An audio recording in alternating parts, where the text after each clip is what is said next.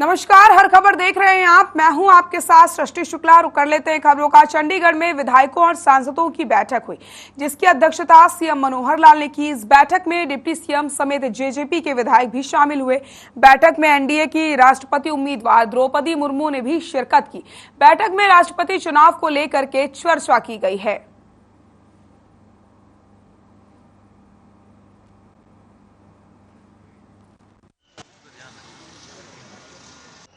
देखिए, आज हिमाचल, हरियाणा, पंजाब, जम्मू कश्मीर और चंडीगढ़ के जो चुने हुए जनप्रतिनिधि हैं, विधायक हैं, लोकसभा के मेंबर हैं, राज्यसभा के मेंबर हैं, उन सब के बीच में एनडीए की राष्ट्रपति पद की उम्मीदवार आदरणीय द्रौपदी मुर्मू जी अपने लिए वोटों की अपील करने के लिए आज आई हैं। और आज उन्होंने सुबह शुरुआत की हिमाचल प्रदेश से, देवभूमि से, और उनकी दूसरी मीटिंग जनप्रतिनिधियों के साथ वीरों की भूमि हरियाणा में हुई है। तो सब जनप्रतिनिधियों ने, चुने हुए विधायक और सांसदों ने उनको विश्वास दिलाया है कि हमारा एक एक वोट एनडीए की प्रत्याशी आदरणीय श्रीमती द्रौपदी मुर्मू को जाएगा। तो आज इसी निमित्त यहाँ पर सारे जनप्रतिनिधि इकट्ठे हुए थे और सबने पूरा उनके उम्मीदवारी पर विश्वास। एनडीए की प्रत्याशी द्रौपदी मुर्मू जी हैं और पहली शुरुआत वीरों की भूमि, देवों की भूमि और चंडीगढ़ से शुरुआत करती हैं और एनडीए का प्रत्याशी भारी मतों से आज वोटों की अपील की है एमपी विधायक गणों से। और ये मान के चलते हैं कि द्रौपदी मुर्मू जी एनडीए के प्रत्याशी भारी मतों से विजय होंगे। क्या उम्मीद करते हैं सर कि विपक्ष ने उम्मीदवार मैदान में उतारा है, लेकिन आप एनडीए उम्मीदवार के पक्ष में किस तरीके से वोट की उम्मीद है? क्रॉस वोटिंग की कोई चर्चा? अपनी तरफ से कोई एनडीए की तरफ से होने वाला नहीं है और उनकी तरफ से रुक नहीं सकता। आपने राज्यसभा में देखा। पर ये मैं मान के चलता हूँ एनडीए की प्रत्याशी द्रौपदी मुर्मू जी भारी मतों से जीत देंगी। देश की आदिवासी क्षेत्र की पहली महिला राष्ट्रपति। तो आज हमारे यहाँ हिमाचल और हरियाणा में आए थे और आज हम गठबंधन में सरकार चला रहे, दोनों पार्टियों की तरफ से समर्थन दिया गया है और जो चुनाव होने जा रहा है 18 तारीख को, उसके बारे में हमें बताया गया है और हम सब मिलकर वोट डालकर उनको जो प्रथम पद पर है उनको सुशोभित करेंगे। साधारण परिवार से हैं और बड़े ऊंचे ख्यालात हैं उनके। देश के लिए बहुत ही अच्छी राष्ट्रपति साबित होगी, क्योंकि वो डाउन टू अर्थ है। सबसे बड़ी बात यह है, उसमें अहंकार नहीं है और वो कहती है कि मैं जो भी हूँ, जैसी भी हूँ, कोई तारीफ नहीं करती अपनी, लेकिन कहती है कि मैं बुरा नहीं करूँगी, अच्छा करूँगी, जो भी मेरे से बनेगा। ये बहुत। अकाली दल के नेता और पंजाब के पूर्व मुख्यमंत्री सुखबीर सिंह बादल ने प्रेस कॉन्फ्रेंस करके बताया कि राष्ट्रपति चुनाव में वो एनडीए उम्मीदवार द्रौपदी मुर्मू के साथ हैं। इसी के साथ उन्होंने ये भी साफ किया कि बीजेपी के साथ उनके मतभेद हैं, लेकिन वे द्रौपदी मुर्मू का समर्थन करेंगे। तो वहीं कांग्रेस पर निशाना साधते हुए उन्होंने कहा कि कांग्रेस को समर्थन देने का कोई मतलब नहीं है।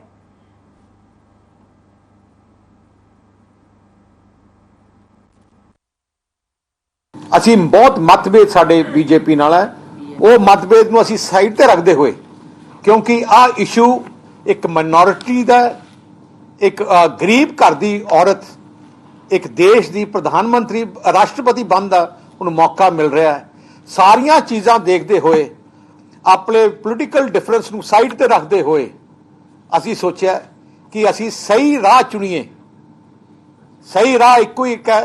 एक तो असी कांग्रेस के राह च जा नहीं सकते।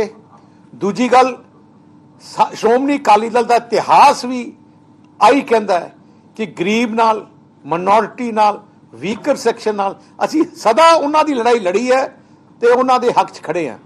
सो सारा कुछ नूं देखते हुए पार्टी ने 3 घंटे विचार किए ते विचार करने के बाद फिर असी फैसला किया कि असी यूनैनिमसली फैसला किया कि असी द्रौपदी मुर्मू जी नूं असी सपोर्ट करांगे एज प्रेजिडेंट।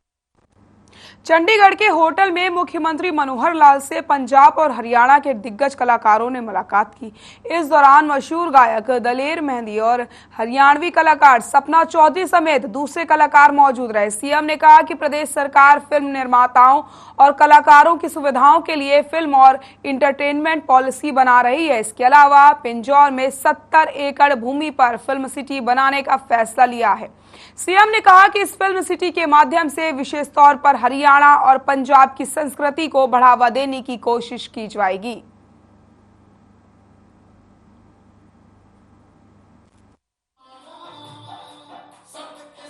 ਜਿਹੜਾ ਕੰਮ ਹੈ ਯਾਨੀ ਜਿਹੜਾ ਕਲਾਕਾਰ ਕਰ ਰਹੇ ਨੇ, ਜਿਹੜਾ ਇੰਡਸਟਰੀ ਦੀ ਗੱਲ ਆਈ ਹੈ, ਇੱਕ ਚੀਜ਼ ਮੈਂ ਤੁਹਾਨੂੰ ਦੱਸਣਾ ਕਿ ਵੀ ਅਸੀਂ ਬਹੁਤ ਜਲਦੀ ਇੱਕ ਫਿਲਮ ਪਾਲਿਸੀ ਲੈ ਕੇ ਆ ਰਹੇ ਹਾਂ।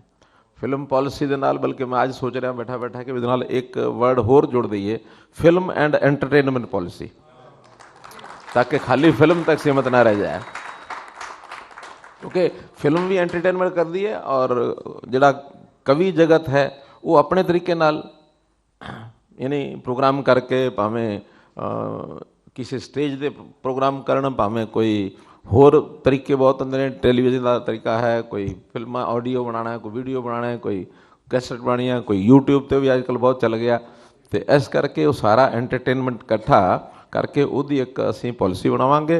और एक असी फिल्म सिटी की जिथों गल है, असी एक छोटा जिहा एरिया, बहुत वड्डा तो नहीं, कोई 60-70 एकड़ का एक एरिया असी पिंजौर ईयर मार्क किया फॉर फिल्म सिटी। वो प्लानिंग मोटी मोटी बन गई, अनाउंस ही करना बस, जिसले अनाउंस करांगे ਉਹਦੇ 'ਚ ਅਸੀਂ पंजाब और हरियाणा दोनों के कल्चर ਨੂੰ ਕਿਵੇਂ ਅੱਗੇ ਵਧਾਇਆ ਜਾਵੇ, ਭਾਵੇਂ ਉਹ ਫਿਲਮਾਂ ਦੇ ਰਾਹੀਂ ਹੈ, ਭਾਵੇਂ ਐਂਟਰਟੇਨਮੈਂਟ ਦੇ ਹੋਰ ਤਰੀਕੇ ਨੇ ਉਹਨਾਂ ਦੇ ਰਾਹੀਂ ਹੈ।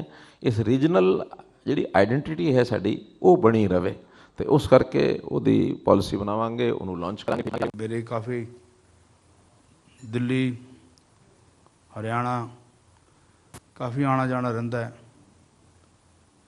मैं जो भी सीएम साहब का बोर्ड देखता सी, मनोहर लाल जी ने कदे भी देखता सी कि होर्डिंग लगी हुई है, तो मैं गड्डी चलाता होया कहता सी कि बस जिंदाबाद करता सीगा। ते मेरी वाइफ तरन कहती कि तुसी हरदम जो तुसीं उन्हां नूं देखदे जिंदाबाद क्यों बोलते हो।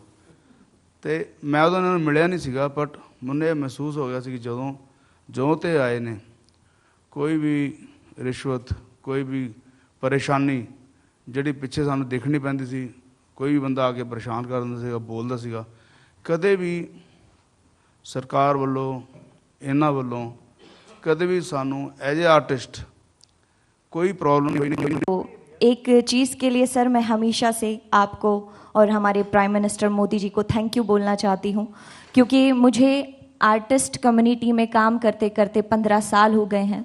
मैंने एक ऑर्केस्ट्रा से स्टार्ट किया था जहाँ मुझे 1200-1300 रुपये मिला करते थे। उस टाइम पे एक लेडीज़ को प्रॉब्लम होती है वो टॉयलेट की होती है सबसे बड़ी।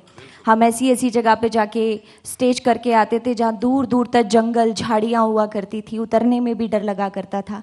उस चीज़ के लिए मैं आपका तहे दिल से शुक्रिया अदा करूँगी सर। आज जगह जगह पे आपने हमें टॉयलेट प्रोवाइड कराए हैं, आज हमें उतरने में दिक्कत नहीं है, हमें कहीं किसी से बोलने में दिक्कत नहीं है। तो मैं इस चीज़ के लिए आपका तहे दिल से शुक्रिया अदा करूँगी। रोहतक में भारी बारिश के बाद जलभराव की स्थिति बनी हुई है, जिसे लेकर के हरियाणा के पूर्व मुख्यमंत्री भूपेंद्र सिंह हुड्डा ने पानी से भरे गलियों का जायजा लिया और लोगों की व्यथा सुनी है। भारी बारिश के कारण एक ही दिन में गलियों और घरों में 2 से 3 फुट पानी भर गया, जिससे लोग दो चार हो रहे हैं, जिसे देखकर भूपेंद्र सिंह हुड्डा वर्तमान सरकार पर जमकर बरसे। उन्होंने सरकार पर तंज कसते हुए कहा कि अब तक की सबसे भ्रष्ट सरकार है। सैकड़ों करोड़ों रुपए शहर में खर्च करने के बाद भी शहर में पानी निकासी की व्यवस्था नहीं हो पाई।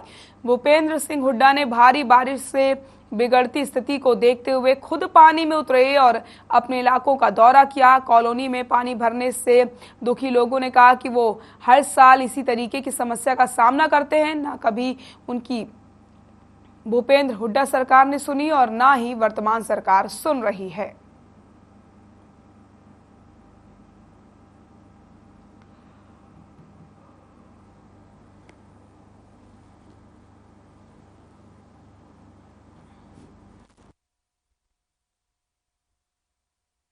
जो हालात बने हैं, वो बारिश आई है, पानी पड़ा है, लेकिन जो आज हालात हुए हैं प्रशासन की लापरवाही से, और जो जिस प्रकार से मदद मिलनी चाहिए लोगों को वैसी मदद नहीं मिल रही। अब लोग सब सामान खराब हो गया है, इनका कंपनसेशन देना चाहिए और वार फुटिंग पे इनकी मदद करनी चाहिए, आना चाहिए बाहर। अब एक लगा रखा है, ये इतना पानी भरा है, यहाँ तो कम से कम 10 पंप लगने चाहिए थे ताकि ये जल्दी से जल्दी इनकी खाली हो पीछे। और ये बूस्टर जो कि बूस्टर वाला चला ही नहीं रहा, सिर्फ इस वजह से कि मेरे 55 लाख रुपए पेमेंट नहीं मिली। इतनी भ्रष्ट सरकार, सिर्फ भ्रष्टाचार। अमृत योजना में सैकड़ों करोड़ आए, अगर वो सही प्रयोग होता तो आज ये दिन नहीं देखने पड़ते हरियाणा के लोगों को। ना पानी भर गया सारा रात, कल सवेरे एक बारी भरया कटिया सफाई की थी, फिर दूसरी, फिर इतना बेडा के पानी, सारा सामान जो कुछ है सब सत्यानाश हो गया।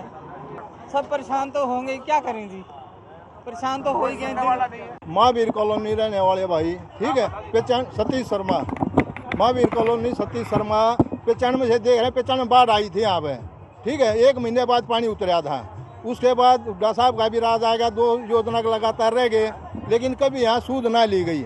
हर साल यही पानी का मार होती है, हर इस मोहल्ले में एक बार से होता ही घरों में पानी घुसता है, लेकिन कभी कोई सूद ना लेता। मुख्य सचिव संजीव कौशल ने चंडीगढ़ में वीडियो कॉन्फ्रेंसिंग के जरिए एक बैठक की। राज्य में हो रहे अवैध खनन को लेकर बैठक की गई। उन्होंने उपायुक्तों को निर्देश देते हुए कहा कि अवैध माइनिंग को रोकने के लिए अधिकारी एक्शन प्लान तैयार करें और उसे धरातल पर सख्ती से लागू करें। इसके अलावा अवैध खनन वाले इलाकों में समीक्षा करने के लिए व्यक्तिगत रूप से स्थल का दौरा करें और अवैध खनन करने वालों के खिलाफ कार्रवाई करें। पुलिस पेट्रोलिंग की गश्त को भी बढ़ाए। आगे उन्होंने कहा कि अवैध माइनिंग पर पूर्ण रूप से अंकुश लगाया जाए। जो भी व्यक्ति इसमें संलिप्त पाया जाता है उसके विरुद्ध कड़ी कार्रवाई की जाए।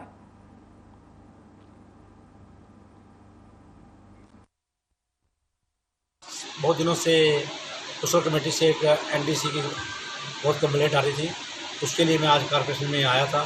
मेन तो मैं पानी निकासी के लिए आया था, साथ साथ मैंने उसकी भी एक मीटिंग ली। और जब मैंने मीटिंग देखी तो मैंने लोग जो खड़े थे उनसे मैंने पर्सनली बात करी, और बात करके मैंने अधिकारियों के सामने रखा। कई लोग बेचारे 2 महीने से, कोई 1 महीने से आ रहे थे, उनको एनडीसी नहीं मिल रही थी। तो काइंडली मैंने आज उसके लिए जो लोगों ने इसमें कर्मचारियों ने गलत प्रकार से लोगों को गाइड किया हुआ था, जिनके कारण लोग परेशान थे, उनको चारों के बारे में मैंने उपायुक्त महोदय को लिख दिया है, उनको सस्पेंशन के लिए ऊपर भेजने केस बना के डॉक्टर साहब के पास और ये साहब के माध्यम से। और साथ में मैंने ये भी कह दिया है, बड़े अधिकारी जो 4 बड़े अधिकारी हैं उसमें हमारे एक्शन साहब मिस्टर बटला है, एक हमारे सेक्रेटरी साहब है और एक जेई हमारे को मिस्टर दीवान संजय दीवान है। उन चारों की लगा दी ड्यूटी। बार हम मॉड्यूल में बारे आज ही इसमें लिखा जाएगा, तो फाइल लेकर जो भी एनडीसी रहेगी उनके पास चारों के पास पहुंचेगा। वहीं पर काउंटर पे वो बुलवा के जो भी हाउटेक्स ब्रांच है, चाहे वो नाम क्या बिल्डिंग ब्रांच है, जो भी ब्रांच है बिल्डिंग ब्रांच से वहीं पे उसकी करके। खबर पानीपत से है, जहां नई सब्जी मंडी में फल और सब्जी की रेहड़ी लगाने वालों से अवैध वसूली की जा रही है, जिसके विरोध में दुकानदार इकट्ठे होकर के एसपी से मिलने पहुंचे। दुकानदारों का कहना है कि काफी लंबे समय से बदमाश अवैध वसूली कर रहे हैं। अगर कोई उन्हें पैसे नहीं देता तो बदमाश उसके साथ मारपीट करते हैं और सामान उठाकर फेंक देते हैं। अवैध वसूली के चलते काम धंधा करना मुश्किल हो गया है।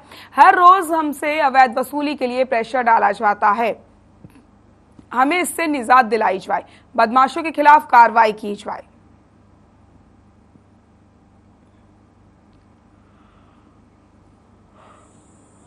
जी रेडी पे आए थे मेरे पास, बोले पैसे दो, अंदर रेडी बाहर कर देंगे आपकी। 2 लड़के भेज रखे थे जी। तो कोई मार पिटाई भी की? नहीं मार पिटाई तो की नहीं, पर धमकी दे रहे थे। पहले भी इस तरीके का वाकया होता रहा? हाँ जी, पैसे पहले भी लिए मेरे से। हाँ जी, मैं मसौरा प्रधान हूँ जी। क्या दिक्कतें आ रही है? दिक्कत सर वहाँ पे बात ये है जी, वहाँ पे हमारे मसौर भाई बहुत दिक्कत में है, उनको बहुत ज़्यादा परेशानी है, क्योंकि बाहर के बंदे आते हैं, उनके साथ मतलब मंथली ले जाते हैं 300 रुपये महीना। जो चाय वालों से लेते हैं 2000 रुपये, 3000 रुपये, 5000 रुपये। अगर उनको नहीं देते हैं तो उनको मार पीटते हैं, धमकी देते हैं, तो उनका सामान रेडिया पलट देते हैं। वक्त हो चला एक छोटे से ब्रेक का, जल्द हाजिर होते हैं।